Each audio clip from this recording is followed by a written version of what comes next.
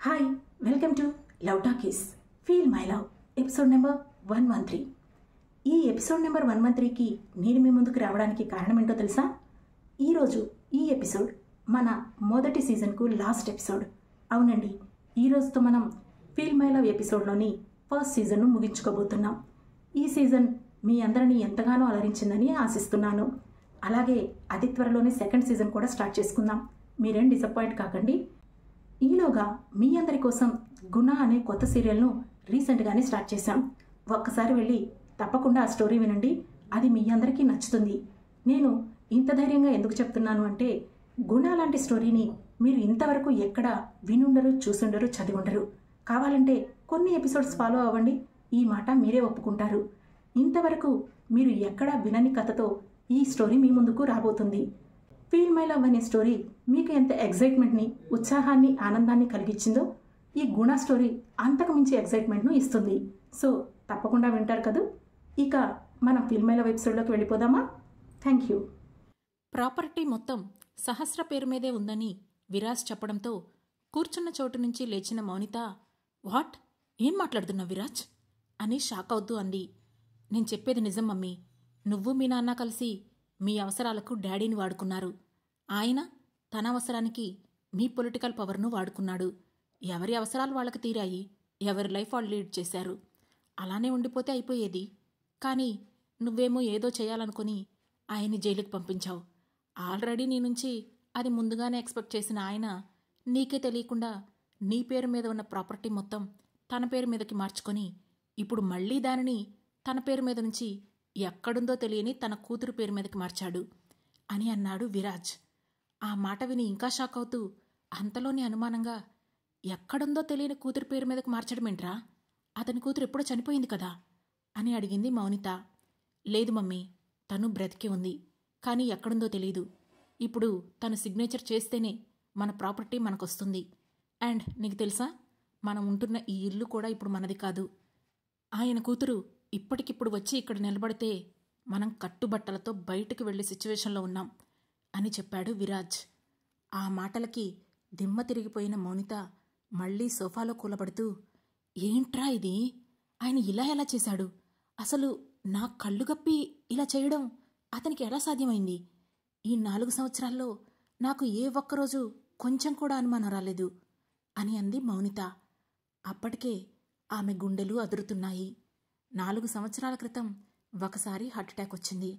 ఇప్పుడు అది మళ్లీ తిరగబెట్టేలా ఆమె ఒళ్లంతా చెమటతో తడిచిపోయి మనిషి విపరీతమైన టెన్షన్ పడుతోంది. అది చూసి, మమ్మీ ప్లీజ్, నువ్వు టెన్షన్ పడకు. ఇక్కడ మనకు అనుమానం రాకపోవడానికి మెయిన్ రీజన్ కూడా ఉంది. ఎందుకంటే అది పవర్ ఆఫ్ అటార్నీ నీ పేరు మీద ఉంది కాబట్టి అని చెప్పాడు విరాజ్. ఆ మాటతో మౌనితకు ఏం మాట్లాడాలో అర్థం కాలేదు. చంద్ర తనను ఈ రేంజ్లో మోసం చేస్తాడని ఆమె ఎక్స్పెక్ట్ చేయలేదు. బహుశా చంద్రను అరెస్ట్ చేయించినప్పుడు అతను కూడా మౌనిత తనని అరెస్ట్ చేయిస్తుందని ఎక్స్పెక్ట్ చేయక ఇలాగే షాక్ అయ్యుంటాడు. ఇప్పుడు సేమ్ అలాంటి దెబ్బే అతను మౌనికని కొట్టాడు. తన తల్లి మానసిక పరిస్థితిని అర్థమవుతుంటే ఆమెకు దగ్గరగా ఉండడం అవసరం అనుకున్న విరాజ్ వెళ్లి తల్లి పక్కన కూర్చొని ఆమె భుజం చుట్టూ చెయ్యి వేసి, మమ్మీ ప్లీజ్ కంగారు పడకు, ఏం కాదులే, ఎలాగో ఒకలా మనం మన ప్రాపర్టీస్ సొంతం చేసుకుందాం అని ధైర్యం చెబుతూ అన్నాడు. అసలు ఇదేం కర్మరా మనకి? అంతా మనదే అయినప్పుడు ఇలా థర్డ్ పర్సన్ వచ్చి గద్దెలా తన్నుకుపోవడమేంటి అని బాధగా అంది మౌనిత. కొన్నిసార్లు మనం చేసిన తప్పులే తిరిగి మనల్ని బాధిస్తాయి మమ్మీ. ఆ విషయం నేను నీకు చెప్పాల్సిన అవసరం లేదనుకుంటా అని నవ్వుతూ అన్నాడు విరాజ్. అంటే ఏంట్రా, ఇప్పుడు నువ్వు కూడా నాదే తప్పంటున్నావా? ఇంత జరిగాక, ఆ మనిషి ఇంత చేశాక కూడా నువ్వు నాదే తప్పంటున్నావా అని బాధగా అడిగింది మౌనిత. నీదే తప్పు మమ్మీ.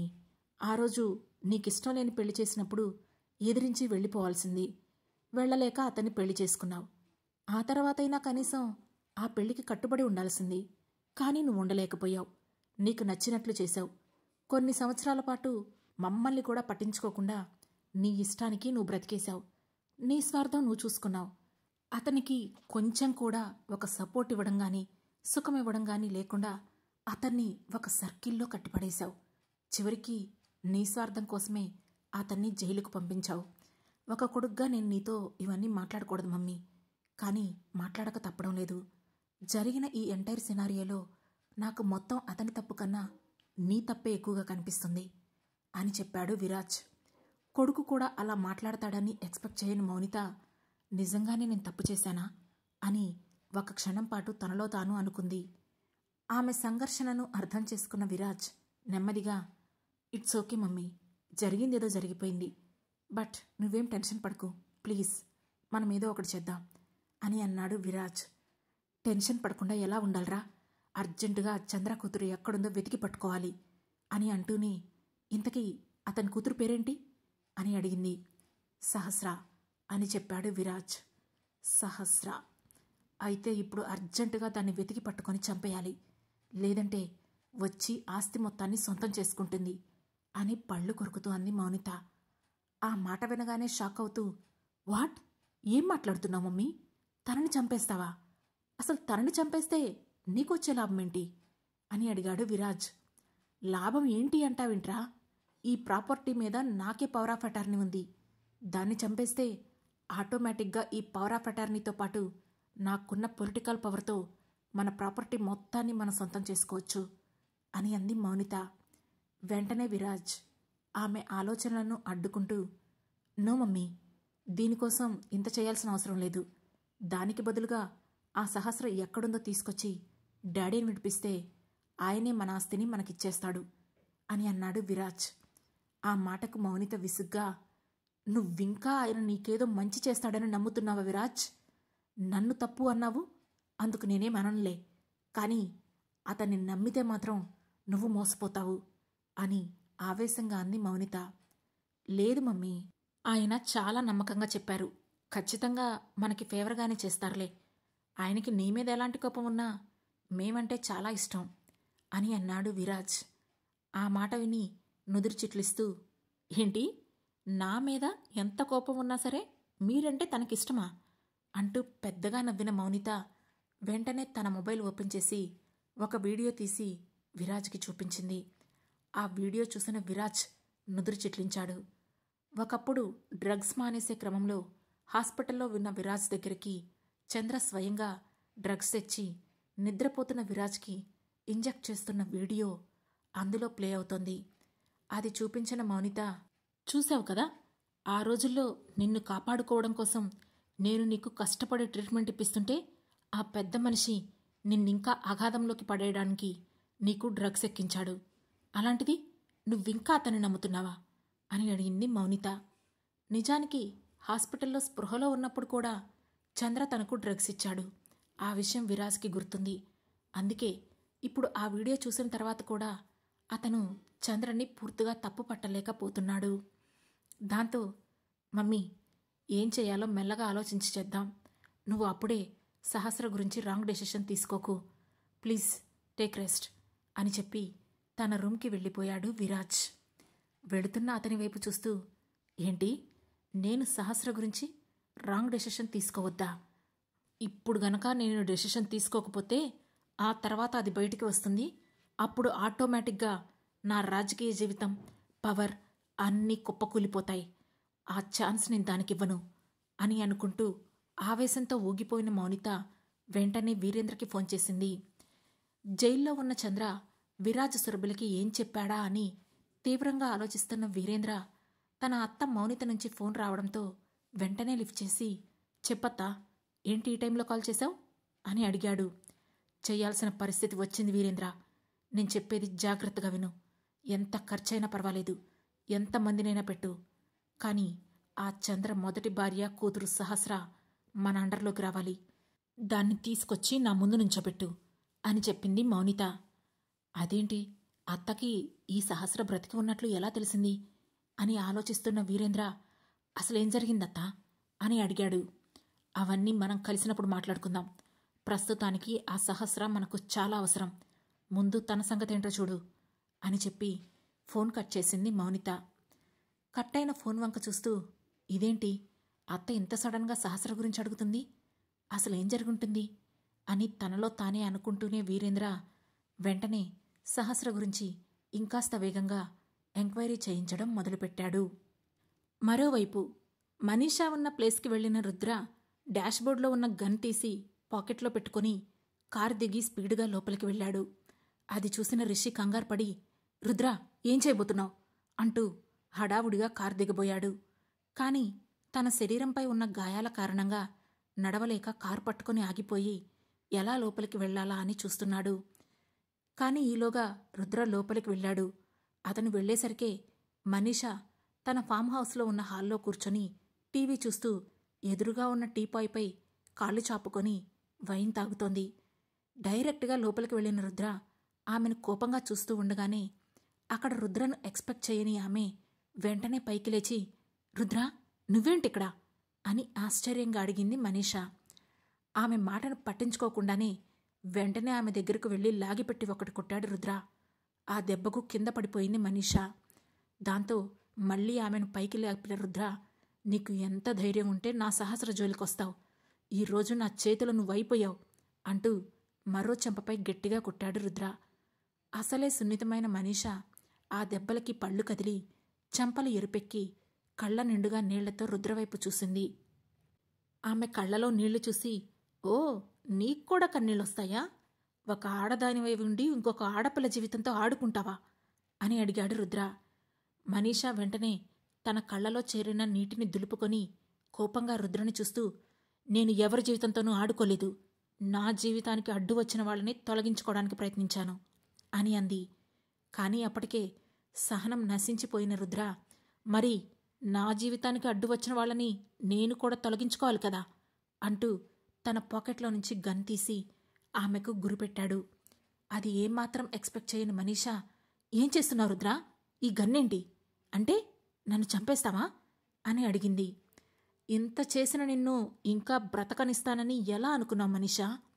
నా జీవితంతో ఇన్ని ఆటలాడుకున్న నిన్ను, నా కూతురి పసితనం కూడా చూడకుండా చేసిన నిన్ను, నా సహస్రాన్ని దూరం చేసిన నిన్ను ఎలా బ్రతకనిస్తాను అంటూ వెంటనే ఆమె పాయింట్ బ్లాక్లో గన్ పెట్టాడు రుద్ర.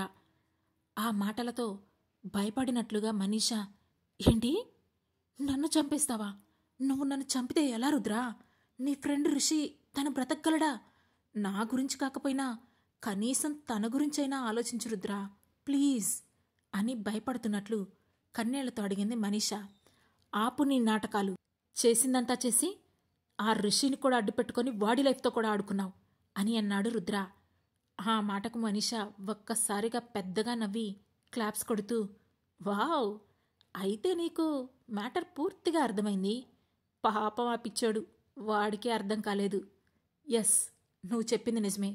నిన్ను పతనం చేయాలంటే నాకు రిషి హెల్ప్ కావాలి.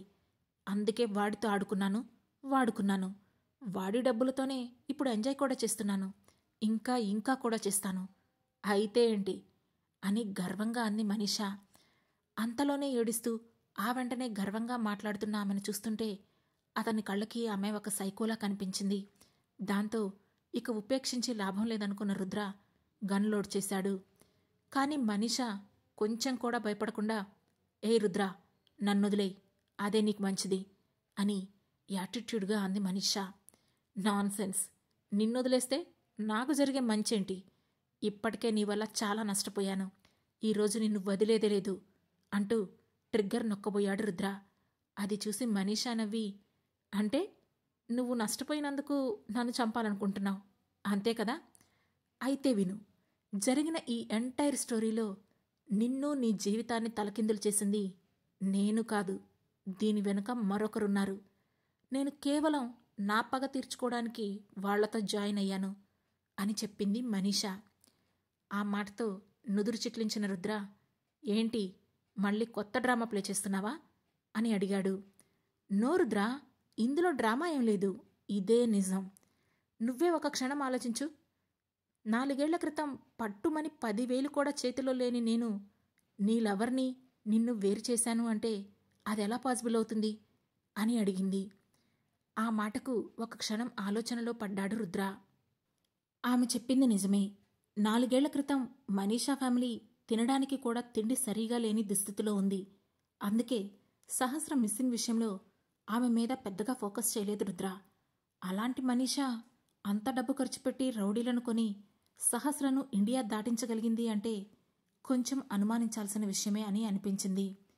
ఒకవేళ రిషి ఇచ్చిన డబ్బుతో ఇదంతా చేసుంటుందా అంటే మనీషా ఫ్యామిలీ ఈ మధ్య మళ్ళీ బిజినెస్ రన్ చేయడం స్టార్ట్ చేసింది. మరి దానికంత డబ్బు ఎక్కడి నుంచి వచ్చింది? ఇదంతా చూస్తుంటే ఖచ్చితంగా తన వెనక ఎవరో ఇంకా ఉన్నారేమోననే అనుమానం రుద్రలో మొదలయ్యింది.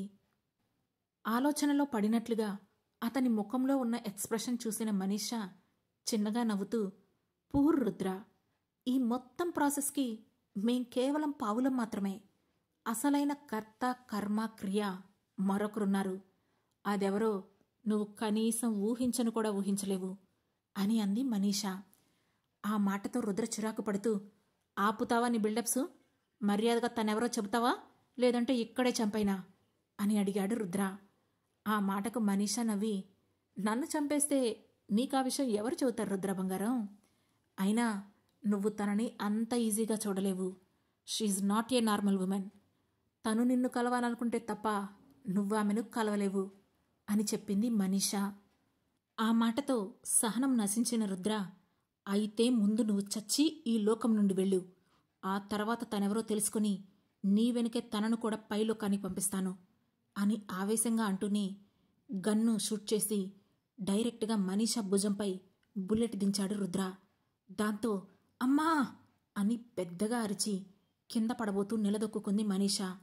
అప్పుడు రుద్ర, ఇప్పటికైనా నీ వెనక ఉండిదంతా చేస్తుంది ఎవరో చెబుతావా, లేదంటే మరో బుల్లెట్ దించనా అని అడిగాడు రుద్ర. ఆ మాటతో ఆమె భయపడుతూ, లేదు, నువ్వేం చేసినా సరే నేను చెప్పలేను. తనెవరో చెబితే నా ప్రాణాలు పోతాయి అని అంది మనీషా. చెప్పకపోతే నీ ప్రాణాలు ఇప్పుడే పోతాయి అని గన్ను తన తలకు ఏం చేస్తూ అడిగాడు రుద్ర.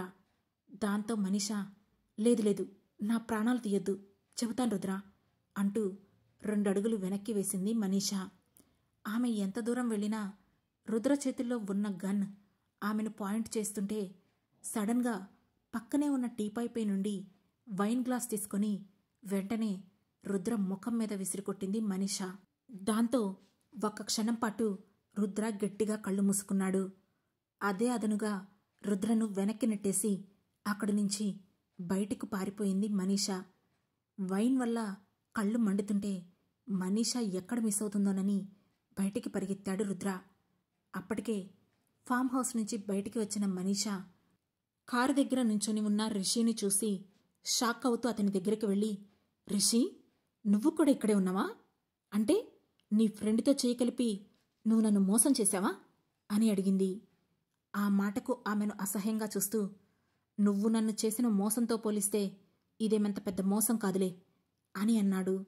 దాంతో విషయం మొత్తం అతనికి తెలిసిందని అర్థం చేసుకుని, ఓకే, నీ సంగతి ఇప్పుడు కాదు, తర్వాత చూస్తాను, ముందు నేను ఇక్కడి నుంచి వెళ్ళిపోవాలి అంటూ భుజాన్ని గట్టిగా పట్టుకొని అక్కడి నుంచి ముందుకు పరిగెత్తబోయింది.